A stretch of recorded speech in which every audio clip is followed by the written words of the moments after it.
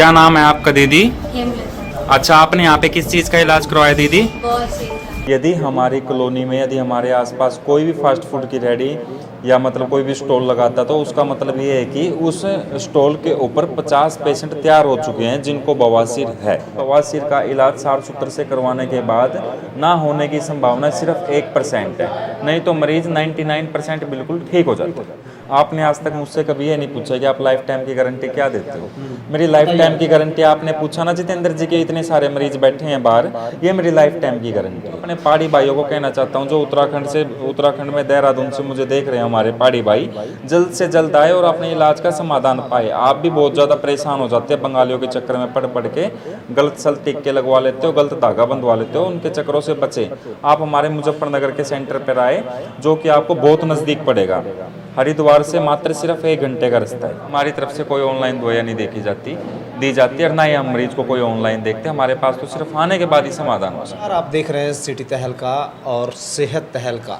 आपको बता दें कि जिस तरीके से आजकल खान पान जिस तरीके का हुआ है, फास्ट फूड जैसे हो रहे हैं, तो जितना उसका स्वादिष्ट हमारा जो खाना हमें लगता है फास्ट फूड में, उसके दुष्प्रभाव भी इतने ही हैं। इसी को जानने के लिए आज हम पहुँचे हैं कमल आयुर्वेदिक, और हमारे साथ है अंकित आचार्य कि फ़ास्ट फूड खाने से क्या क्या बीमारियां होती हैं और उसका क्या कारण है और उससे कैसे बचा जा सकता है। इन तमाम पहलुओं पे बात करेंगे।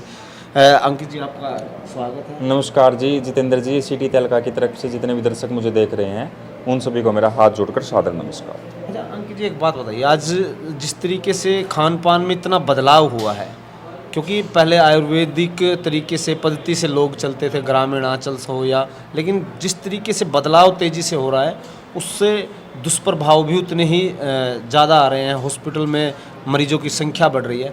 क्या इसका मुख्य कारण फास्ट फूड है? जी जितेंद्र जी, बिल्कुल इसका मुख्य कारण मैं फास्ट फूड मानता हूँ। यदि हमारी कॉलोनी में यदि हमारे आसपास कोई भी फास्ट फूड की रेडी या मतलब कोई भी स्टॉल लगाता तो उसका मतलब ये है कि उस स्टॉल के ऊपर 50 पेशेंट तैयार हो चुके हैं जिनको बवासीर है। आप अपनी जीभ के स्वाद के अंदर फास्ट फूड का चलन इतना मतलब फास्ट फूड खाते हो आप, जिसके अंदर टिक्की, चाउमीन, गोलगप्पे आप अत्यधिक खुश होकर खाते हो कि उनका स्वाद बेहतरीन है, बिल्कुल लाजवाब है। वही आपकी आंतों पे ऊपर जाके चिपकते हैं।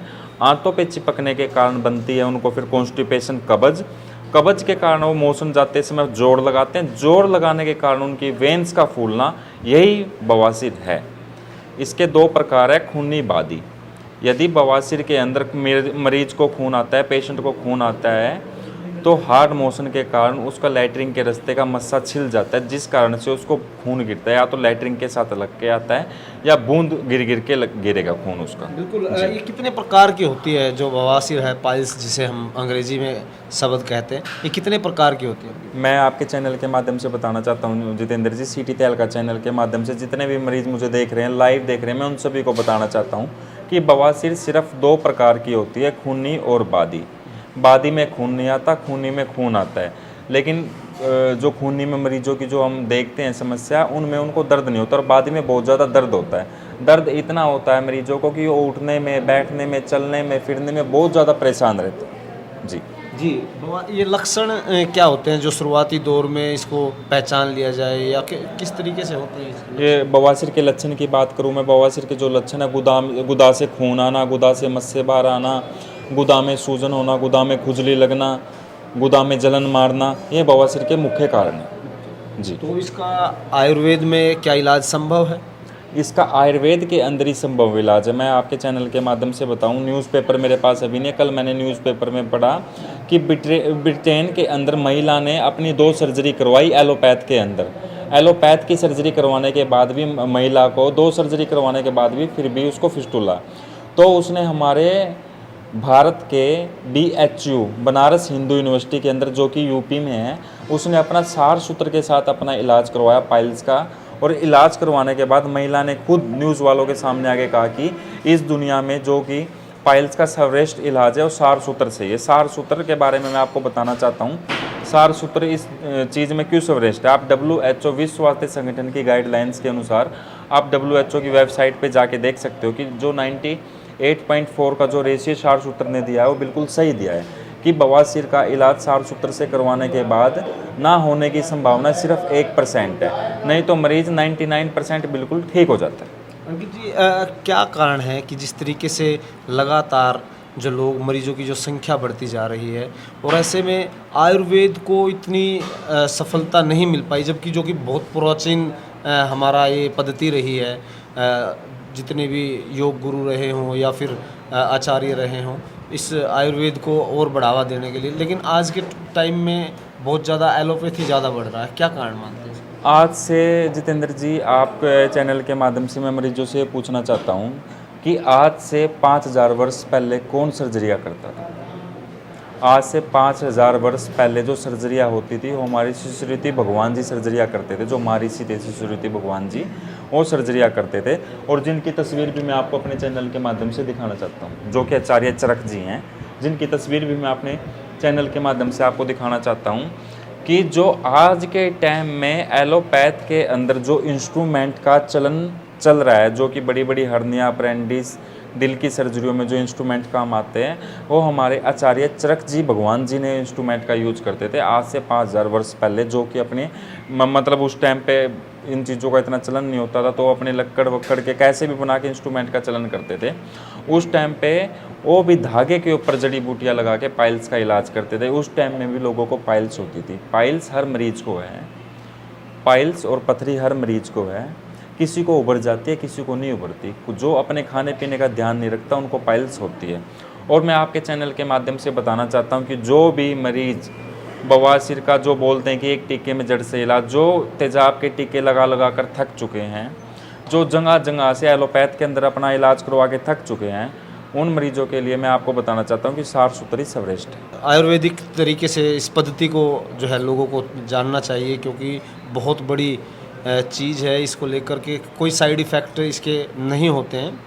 तो ऐसे में जो लोग अभी भी नहीं मान रहे हैं, उन लोगों को क्या सलाह देंगे आप कि जिस तरीके से खान पान में बदलाव नहीं कर रहे हैं? दिनचर्या आजकल बहुत ज़्यादा बदल गई है।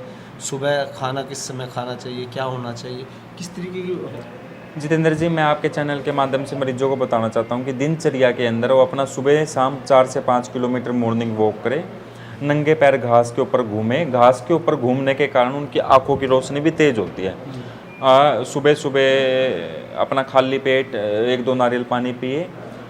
फास्ट फूड को बिल्कुल छोड़ दें, उसकी जगह फाइबर की डाइट ज़्यादा से ज़्यादा लिए। फाइबर की डाइट के लिए हमने डाइट चार्ट बना रखा है। जो मरीज हमसे पाइल्स का इलाज कराते हैं हम उनको डाइट चार्ट देते हैं। जो हमारे पास वैसे भी ओपीडी में दिखाना चाहते हैं, मतलब जिनको कॉन्स्टिपेशन अपना ठीक करना चाहते हैं, हम उनको डाइट बताते हैं। डाइट के माध्यम से हमारी ठीक हो जाते हैं। बिल्कुल जी। और दिनचर्या बेहद ज़रूरी है खान पान के साथ साथ, कि आप दिन भर किस तरीके से काम करते हैं, ये भी एक बड़ा मसला है। जी बिल्कुल, दिनचर्या ही सबसे मेन है। दिनचर्या ही इसके अंदर सबसे मेन है। यदि आप अपनी दिनचर्या सुधारोगे तभी आप ठीक रह पाओगे जी। मैंने अभी मैं आपके यहाँ बोर्ड पढ़ पा रहा था कि आपके 7 डॉक्टर आपके साथ हैं। क्या क्या कुछ लिखा है आपने? दुनिया के जो 7 सबसे बड़े डॉक्टर हैं: सूरज की किरणें, नंगे पैर घास पर चलना, और शुद्ध शाकाहार जीवन व्यतीत करना, और ब्रह्मचर्य का पालन करना, योग अपनाएं। सुबह उठे, खाली पेट घूमे फिरे, योग को अपनाएं जी। ज़्यादा से ज़्यादा पानी पिए जी। पौष्टिक आहार का सेवन ज़्यादा से ज़्यादा करें। बिल्कुल। आपकी मैं देख पा रहा था मरीजों की जो संख्या है अब बढ़ रहे हैं, लोग भी आपके पास आ रहे हैं। ब्रांच आपकी कहाँ कहाँ है? क्योंकि मैं काफ़ी बार पहले भी आ चुका हूँ, तो लोगों की संख्या है, किस तरीके के मरीज़ आते हैं आपके पास? जितेंद्र जी, मैं आपके चैनल के माध्यम से सबसे पहले एक ही बात बोलना चाहता हूं, जो मैं शुरू से बोलता हूं कि लाइफ टाइम की गारंटी हम मरीजों को देते हैं बवासीर की। आपने आज तक मुझसे कभी ये नहीं पूछा कि आप लाइफ टाइम की गारंटी क्या देते हो।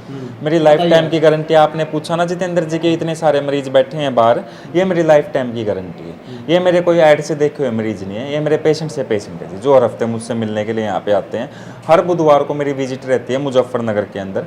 मुजफ्फरनगर के अंदर जो हमारा सेंटर है जानसठ रोड पे, जानसठ बस अड्डे के सामने जी। यही मेरी गारंटी है। जो हमारे मरीज आपने बाहर देखे हैं, जिनकी संख्या आपने देखी है बाहर, जो मेरे इंतजार में बैठे रहते हैं कि आचार्य जी कब मिलेंगे, तो आप मुझसे मिलना चाहते हैं तो बुधवार को आप मुझसे मुजफ्फरनगर के अंदर मिल सकते हैं। उत्तर प्रदेश के अलावा अन्य कहाँ कहाँ पर ब्रांच है? उत्तर प्रदेश के अलावा जो हमारी ब्रांचेज है पानीपत के अंदर है, 2 ब्रांचेज हमारी पानीपत के अंदर है, तीसरी ब्रांच मुजफ्फरनगर और चौथी ब्रांच हम गुड़गांव स्टार्ट कर रहे हैं जी, जो कि प्रॉपर तरीके से सिर्फ सेक्सोलॉजिस्ट की ब्रांच है जी। उसके साथ साथ अन्य रोगों को भी? अन्य रोगों के लिए तो हम पानीपत में 50 बेड का हॉस्पिटल बना रहे हैं जितेंद्र जी, आपके चैनल के माध्यम से उसको भी दिखाया जाएगा जी।